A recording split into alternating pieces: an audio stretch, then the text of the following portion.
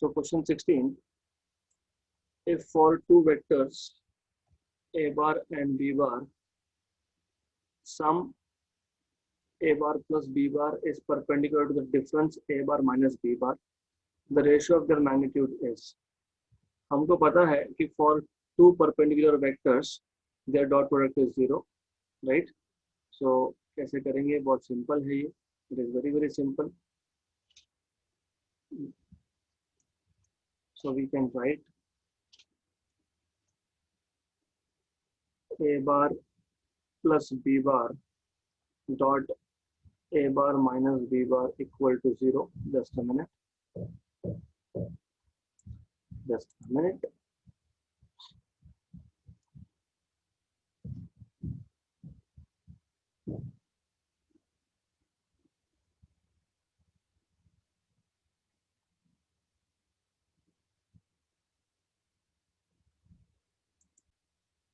So a bar plus b bar dot a bar minus b bar equal to 0. Why? Because they have told you that these two vectors are perpendicular. So अब क्या करना है, सिर्फ dot product लेना है आपको. Okay, so you can just start solving this, and this is very simple thing. A bar dot a bar minus a bar dot b bar plus b bar dot a bar minus b bar dot b bar equal to 0. अब ये minus A bar dot B bar plus B bar dot A bar cancel होंगे क्योंकि commutative होता है. Dot product is commutative, मतलब a bar dot B bar is equal to b bar dot A bar, तो वो cancel out हो जाएगा. A bar dot A bar is a square, मैंने ऑलरेडी बताया आपको, minus b square equal to 0. तो आगे आपके पास आ गया a square equal to b square. आपको रेशियो ऑफ द मैग्नीट्यूड्स पूछा है, तो a square by b square equal to 1. तो a by b is equal to 1. So ratio of their magnitudes is simply 1. तो बहुत सिंपल था ये, extremely simple question. This is the way you solve it. दो vector दिए हैं आपको, they are perpendicular, the dot product is 0, and then just solving it you get ratio of the magnitudes as 1. Next question. The angle between the two vectors is given by.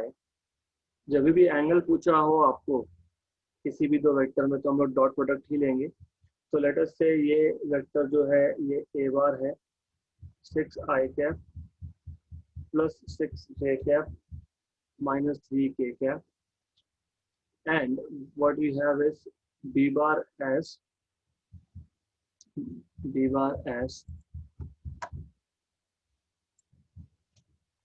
a बार मान लेंगे, दूसरे vector को b बार मान लेंगे. 7i cap plus 4j cap plus 4k cap plus 4k cap. Okay, तो जब भी angle पूछा होगा तो you always have to take dot product. Please stop raising hand in between, problem होता है. So whenever you want to find out angle, you have to take a bar dot b bar, which is equal to ab cos theta. आपको पता होना चाहिए, so that is equal to ab cos theta. और angle find करना है, मतलब cos theta find करना है. तो a bar dot b bar upon ab. आपको पता होना चाहिए a bar dot b bar आप कैसे निकालते हो. ax bx plus ay by plus az bz. ax bx plus ay by plus az bz upon ab. तो ax 6 है और bx 7 है, तो 6 into 7 प्लस ay जो है वो 6 है और by is 4 plus az is -3 and bz is 4 upon a vector का मैग्नीट्यूड निकाल के आना चाहिए. ax square plus ay square plus az square, 6 square plus 6 square plus -3 का स्क्वायर. और b वेक्टर का मैग्नीट्यूड पता होना चाहिए आपको, that is 7 square plus 4 square plus 4 square. So that is 42 plus 24 -12 upon 6 square plus 6 square 36 plus 36 72 plus 9 81 का root 9 आ गया 7 square 49 plus 16 plus 16 32 plus 49 is again 81 81 का रूट वापस से 9 आ गया तो ये आपको मिल जाएगा 30 42 माइनस 12 इज 30 प्लस 24 54 बाई 81 तो 27 2 जा 27 3 जा तो cos थीटा की वैल्यू मिल गई 2/3 तो theta is cos inverse of 2/3 but cos inverse of 2/3 तो ऑप्शन में है नहीं तो फिर क्या करेंगे इस केस में you cannot directly write down because you don't have cos inverse of 2/3 but हमको क्या पता है हमको पता है sin square theta plus cos square theta is equal to 1 right so sin square theta is 1 minus cos square theta so you have to solve this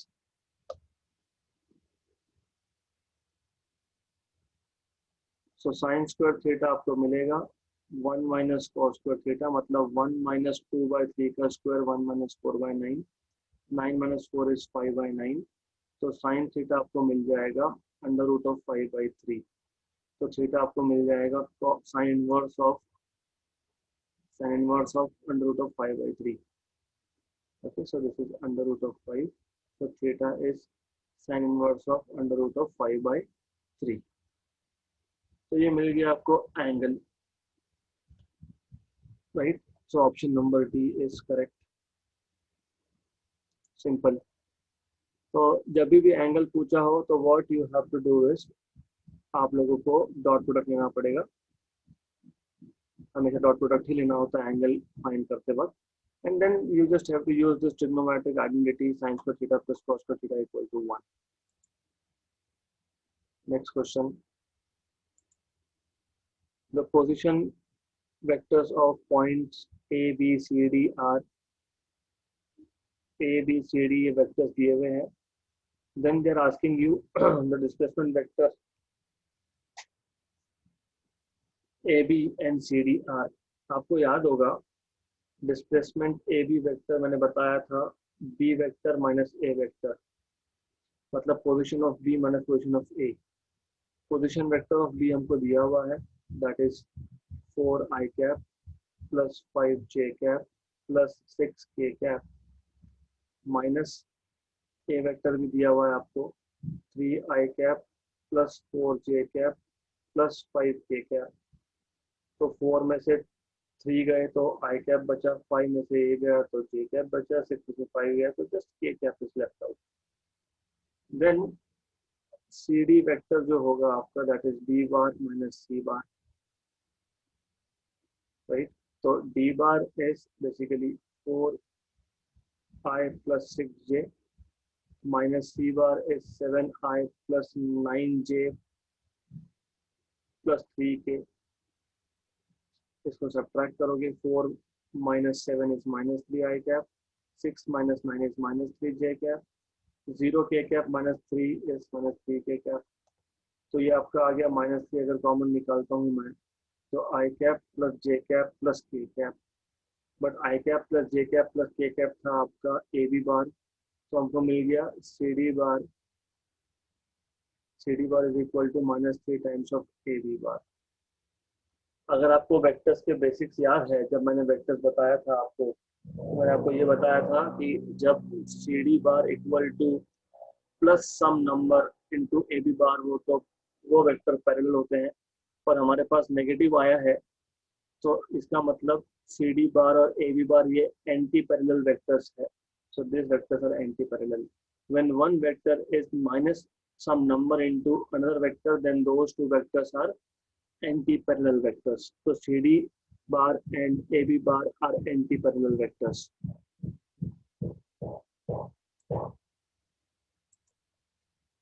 Next question. P, Q, and R are three coplanar forces acting at a point and are in equilibrium. Given P is equal to 1.9318 kgWt. This is basically unit of force in MKS system. Sign theta one की value दी हुई है आपको और आपको are की value पूछी है, तो आपको इसके लिए लामीज थ्योरम पता होना चाहिए. First of all I would like to tell you what is Lami's theorem. If I have three vectors which are passing through one point or starting through one point, okay, मान लेते हैं ये P है, ये angle है theta one, ये vector है Q, ये एंगल है थीटा टू, और ये वेक्टर है R और ये एंगल जो है थीटा थ्री है मान लेते हैं. तो लामीज थ्योरम हमको बताता है, ये आपका रेगुलर स्टेट बोर्ड में कवर नहीं होता. लामीज थ्योरम आपको बताता है P upon, see that is really important क्योंकि यहाँ पे कंफ्यूजन होता है बहुत. तो P अपॉन साइन, तो लामीज थ्योरम जब आया तो साइन थीटा लेते हैं हम लोग. P अपॉन ये P vector, magnitude of P vector upon sine of angle opposite to P, that is sine theta one, क्योंकि P को अपोजिट थीटा वन है, equal to Q upon sine theta two, angle opposite to theta two, sine of angle opposite to Q, that is theta two, R upon sine theta three. ये theorem है direct. Vector divided by sine of angle opposite to that vector equal to second vector Q divided by sine of angle opposite to Q equal to R divided by sine of angle opposite to R. तो ये Lami's theorem है. अब हमारे case में apply करोगे तो सिर्फ इतना है कि R को अपोजिट जो एंगल है वो दिया हुआ है 150, तो P upon sine theta one equal to Q upon sine theta two equal to R upon sine 150, right? Additionally, the values of P and sin theta 1 are also given, so I can write down P की value है 1.9318 kgWt of course unit, upon sine of theta one की value दी हुई है 0.965959 equal to Q upon sine theta two equal to R upon sine of 150, और हमको R पूछा है तो मैं Q upon sine theta two हमारे काम का नहीं है, हम लोग सिर्फ इसको इक्वेट कर लेंगे. We will be just equating this. तो what I will get is R is equal to, मैं सिर्फ इक्वेट कर रहा हूँ इसको, तो यह आ जाएगा आपका sine of 150 multiplied by 1.9318 upon 0.9659 kgWt.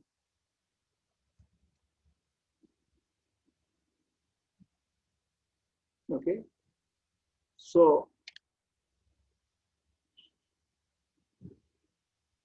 you must know basic trigonometry. Sine of 150 को आप दो तरीके से लिख सकते हो, साइन ऑफ 180 माइनस 30, या फिर आप लिख सकते हो साइन ऑफ 90 प्लस 60. तो you can write sine of 90 plus 60 और sine of 180 minus 30, and then this is 1.9318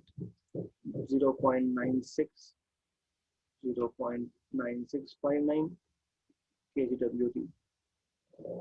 Sine of 90 plus theta is cos theta because it goes into second quadrant where sine is positive. तो ये आ जाएगा cos of 60. Sine of 90 plus 60. Sine of 90 plus theta is plus cos theta. ये आपको पता होना चाहिए. Okay, 1.9318 upon 0.96. मैं जानबूझ के बार-बार लिख रहा हूँ. I mean, I should not be writing it, but okay. You should know actually. मैं इसको सिंप्लीफाई करके देने वाला हूँ. ये 1 जा ये 2 जा, ये पता होना चाहिए. Cos of 60, this thing you should know that is actually half or a2. Cancel. Answer is 1. तो R की वैल्यू पूछी थी आपको and the answer is 1. तो हमने यहाँ पे सिर्फ लामीज थ्योरम अप्लाई किया है. लामीज थ्योरम क्या है मैंने आपको पहले बताया, फिर हमने वैल्यू सब्स्टिट्यूट की, and just you should know basic trigonometry, उससे आपको मिल जाएगा answer 1. So R turns out to be 1 by using Lami's theorem in this particular example. Next question, that is a good question again. If a bar, a1 bar and a2 bar are two non-collinear unit vectors, they are not along the same line, okay?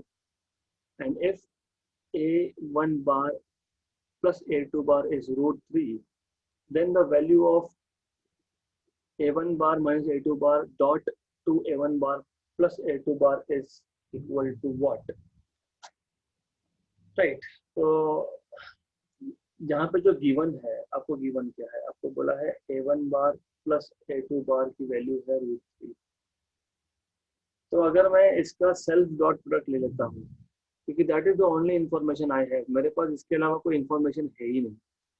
तो what I can do is, मैं a1 bar plus a2 बार का self dot product ले लेता हूँ।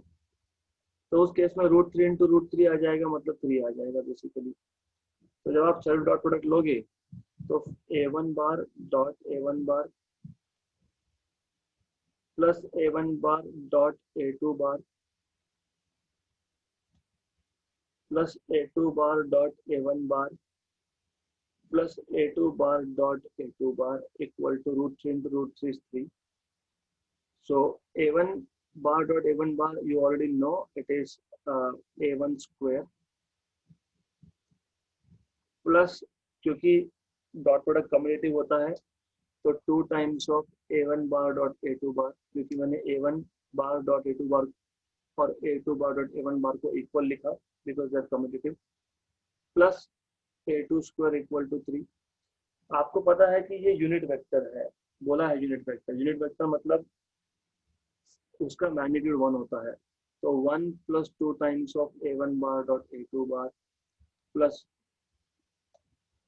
a2 मतलब इसका भी magnitude 1, 1 square equal to 3। Since mod of a1 and mod of a2 that is 1, क्योंकि बोला ही है यूनिट वेक्टर, राइट? ओके, और a1 बार डॉट a2 बार को 1 1 मत लिख देना, वैसा नहीं होता वो। डॉट प्रोडक्ट 1 सॉल्व करने के बाद मिला तो ठीक। यहाँ पे a1 मतलब मैग्नीट्यूड ऑफ a1 वेक्टर उसका स्क्वायर था, इसलिए मैंने ऐसा लिखा है। तो ये मुझे मिल जाएगा 2a1 bar dot a2 bar equal to 3 minus 2, क्योंकि ये 1 plus 1 2 हो गया, so that is basically 1. So I am just skipping one step to save some time, so that is equal to 1. तो मुझे मिल गया a1 bar dot a2 bar equal to half. ये एक इम्पॉर्टेंट रिजल्ट है, this is one important result. And अभी हमें जो पूछा है, हमें क्या पूछा है, a1 bar dot a2 bar, a1 bar minus a2 bar dot two a1 bar plus a2 bar, इसकी वैल्यू क्या आएगी, इसको सिर्फ सॉल्व करना पड़ेगा सेम वे से। तो what you can do is 2 times of a1 minus dot a1 बार, तो यहाँ का पहला टर्म वहाँ का पहला term, plus a1 bar dot a2 बार माइनस a2 बार, और 2 टाइम्स है बेसिकली, तो I just write 2 times there itself. So minus 2 times of a1 dot a2 minus a2 bar dot a2 bar. तो ये आ गया 2 times of a1 square plus, अभी ये again because these are dot products are commutative, तो वापस से तुम्हें पता होना चाहिए कि it turns out to be minus a1 bar dot a2 bar plus 1 में से -2 गया तो -1 बचता है, minus a2 square, this is what you should know. तो 2 into 1, a1 स्क्वायर इज 1, again for the same reason, क्योंकि a1 का मैग्नीट्यूड 1 है, और माइनस ये आपके पास है हाफ, क्योंकि हमने ऑलरेडी ये a1 बार और a2 बार निकाल के रखा है, minus a2 square again 1, right? Y 1? Because that is unit vector. तो 2 में से -3/2 गया, 2 में से हाफ गया, फिर 1 गया, तो 2 minus 1 is 1, 1 में से हाफ गया तो हाफ बचेगा। तो you will have this option number C. तो what we have done here so far is, हम लोगों ने, हमको एक ही चीज दी थी, एक ही इंफॉर्मेशन दी थी, तो ऐसे केसेस में सेल्फ डॉट प्रोडक्ट लेना। Just a minute, you go through it, there is some visitor, I have to see who is there, okay? Yes, so that is the only information we had. तो ऐसे cases में self dot product लेना होता है आपको, वहां से आपको एक इम्पोर्टेंट रिजल्ट मिलेगा जो आपको यहाँ यूज करना पड़ेगा. So this is the way of solving such questions. Next question. Two forces of magnitudes F and root 3F act at right angles to each other. The resultant makes an angle beta with F. The value of beta is. मैं अभी आपको ये question intentionally दो method से बताने वाला हूँ because I want you to work out your own methods of solving. That is very important for जेडब्ल्यू नीट. बुक्स क्या बताते हैं, टीचर क्या बताता है, दैट इज वन थिंग. आप खुद चीज़ों को कितना सिंप्लीफाई कर सकते हो, that is really important in such exams. तो अगर आपको याद होगा, हमारे पास अगर दो वेक्टर थे, इस केस में F1 वेक्टर मान लेते हैं और ये F2 वेक्टर हो गया.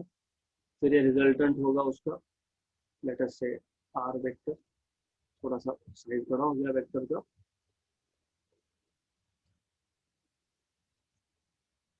तो ये रिजल्टेंट वेक्टर है which is basically diagonal of the parallelogram. And if you remember, अगर आपको याद होगा, ये जो रिजल्टेंट वेक्टर है,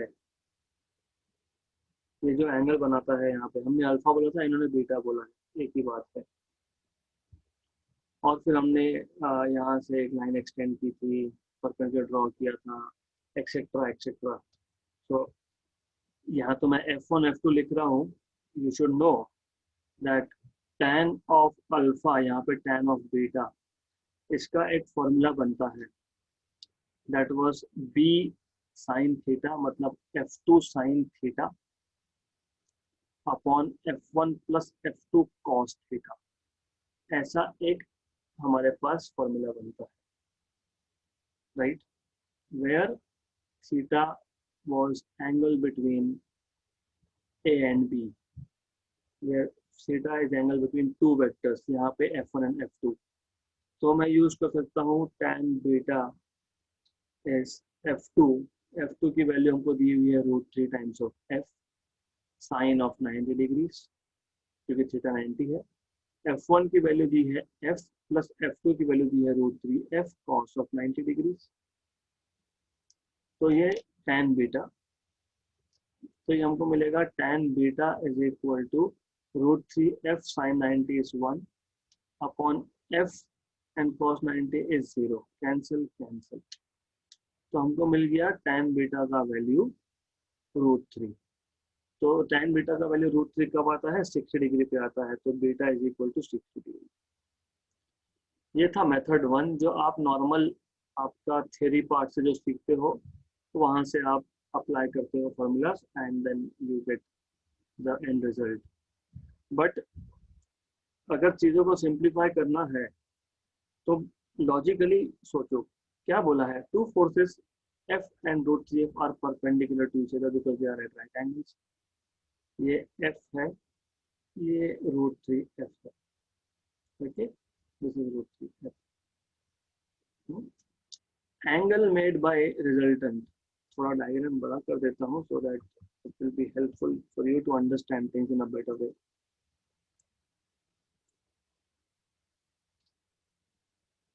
ये F और ये एक वेक्टर जो है वो √3F, मतलब जिसको F1 और F2 बोल रहे हो आप, राइट. देन ये जो रिजल्टेंट आएगा दोनों का, it is along the diagonal, हमको पता है रिजल्टेंट R. इसका एंगल पूछा है बीटा. अभी कितना सिंपल है, अगर मैं इसको एक्सटेंड कर लेता तो मुझे ऑलरेडी पता है ये जो F2 वेक्टर होगा, ये जो F2 वेक्टर है, this I mean let me just simplify little more for you, थोड़ा सा और क्लियर हो जाएगा उससे. तो ओरल क्वेश्चन है, मीनिंग टू से, ये आपका आ गया रिजल्टेंट R, ये एंगल है बीटा बीटा, और आपको पूछा है व्हाट इज एंगल बीटा. हमको पता है कि sides of parallelogram, sides of rectangle, sides of opposite sides of square, ये इक्वल होता है. तो ये भी हो गया √3F. तो सीधा सीधा आ जाता मेरे पास tan बीटा. tan बीटा क्या है, opposite side upon adjacent side. खत्म हो गया आंसर, बीटा 60 डिग्री। तो अगर थोड़ा रीजनिंग से सोचोगे, दो वेक्टर परपेंडिकुलर है, एक एफ है एक रूट 3 एफ है, और जो रिजल्टेंट है वो ऑफकोर्स डायगोनल होगा। और अगर रिजल्टेंट डायगोनल है, what is the angle made by resultant with respect to F vector, that is tan beta. tan beta is opposite side upon adjacent side. Orally question होता है, so you should get orally as 60 degree, so you don't have to put a lot of efforts here. Simple question है, बाकी आपको अब खुद के methods, खुद के ट्रिक्स फाइंड करने पड़ेंगे, इतना है। Next question,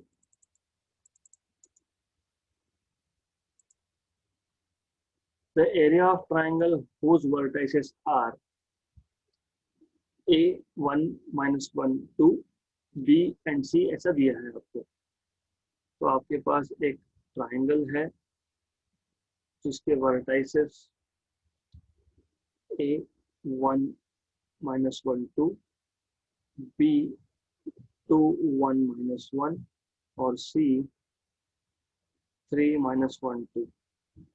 This is an application of cross product. तो अब तक हमने वो थ्योरी में तो नहीं सीखा, पर अभी सीखने वाले हैं हम लोग। Area of triangle A B C, it is half mod of A B bar cross B C bar. तो what you have to do is, आपको पहले ए बी बार बनाना पड़ेगा। तो ए बी बार कैसे करोगे, आपको पता होना चाहिए, B bar minus A bar.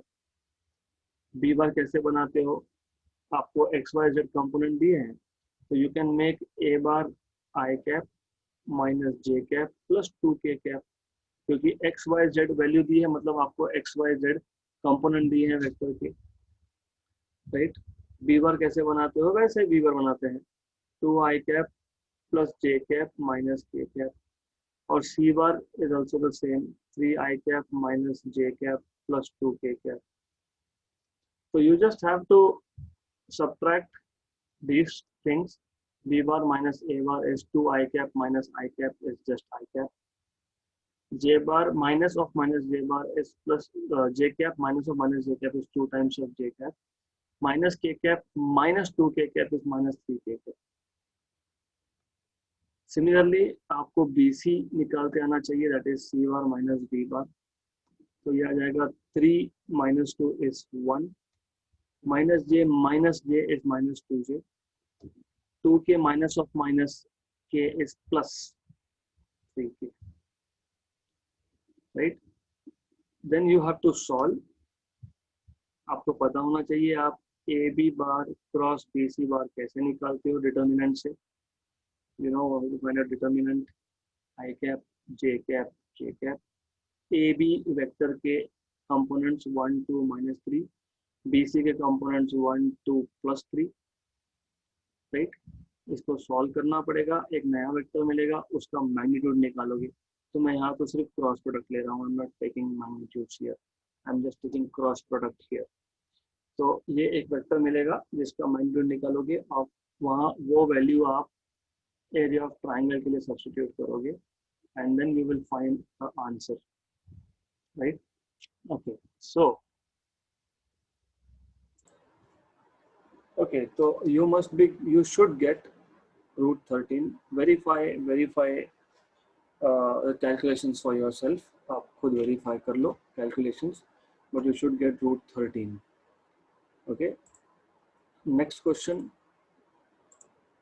so easy है, all you had to know is just how to find out using cross product area of a triangle.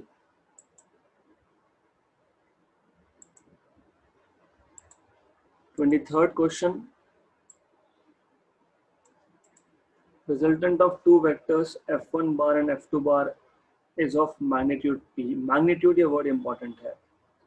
If f2 is reversed, then the resultant is of magnitude q. तो पहले f1 plus f2 था, अब f2 को reverse कर दिया, मतलब पहले क्या था कि f1 वेक्टर और f2 vector they were in same direction. Now f1 vector and f2 vector they are in opposite direction.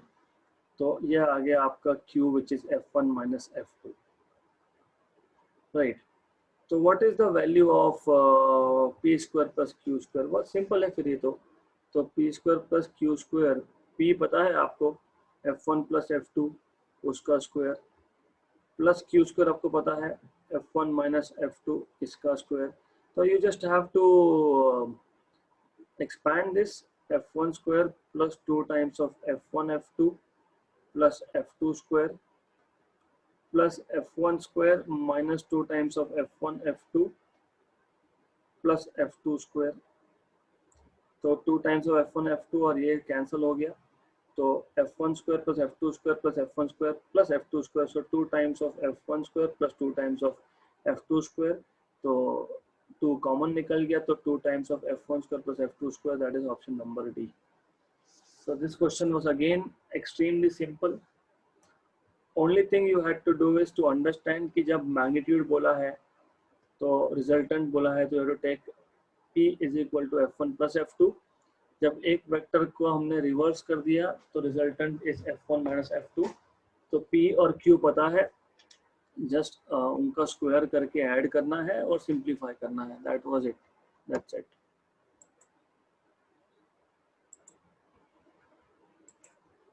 Question number 24th, if A bar and B bar, these two vectors are given, then projection of A bar on B bar will be. Now I want all of you to listen to this very carefully, क्योंकि I am gonna tell you some trick which you will not forget here onwards, और ये काम में आएगा engineering में बहुत ज़्यादा। अगर मेरे पास एक वेक्टर है B और एक दूसरा वेक्टर है A और दोनों में एंगल है थीटा, तो मैंने ऑलरेडी बताया प्रोजेक्शन मतलब क्या होता है, shadow made by B on A। तो ये जो साइड आता है ये B cos थीटा आता है, मैं फिलहाल x मान लेता हूँ। कैसे आता है बता देता हूँ। If you take cos theta, that is adjacent side upon hypotenuse, hypotenuse is magnitude of B, तो x equal to B cos theta आ गया आपके पास, तो this is B cos theta। तो x equal to B cos theta ये होता है projection of B bar on A बार। ये words are important, किसका प्रोजेक्शन? B बार का, किस पे? A बार पे, ये इंपॉर्टेंट है। क्यों? फिर इसके लिए हमारे पास एक डॉट प्रोडक्ट यूज किया मैंने, अगर A bar dot B bar equal to A B cos theta by definition, तो B cos थीटा क्या है? Projection of B bar on A bar, मतलब B cos थीटा मुझे क्या मिलेगा? A bar dot B bar upon A मिलेगा, मतलब projection of B bar on A bar is A bar dot B bar upon A। तो जब भी projection of B bar on A बार ऐसा लिखोगे तो नीचे A आना चाहिए। सिमिलरली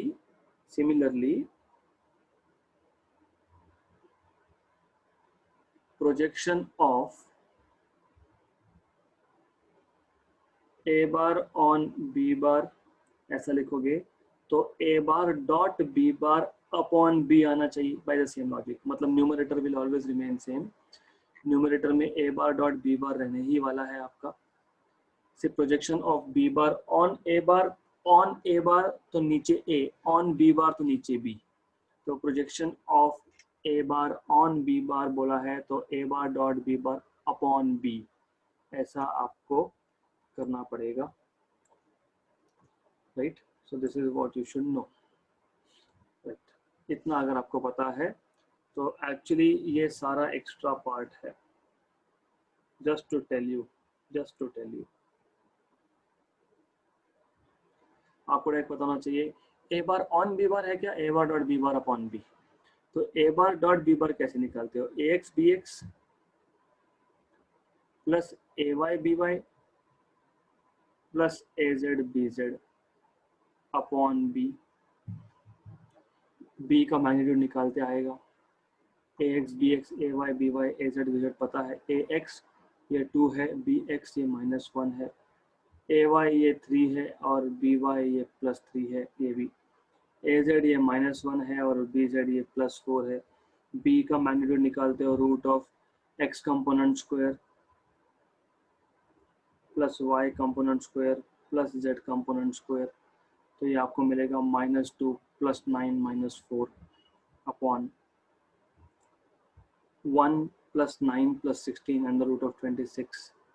तो 9 में से 6 गए ऊपर, तो 3 by root of 26. तो 3 by root of 26 is option number B. So projection of A bar on B bar is 3 by root of 26. Right.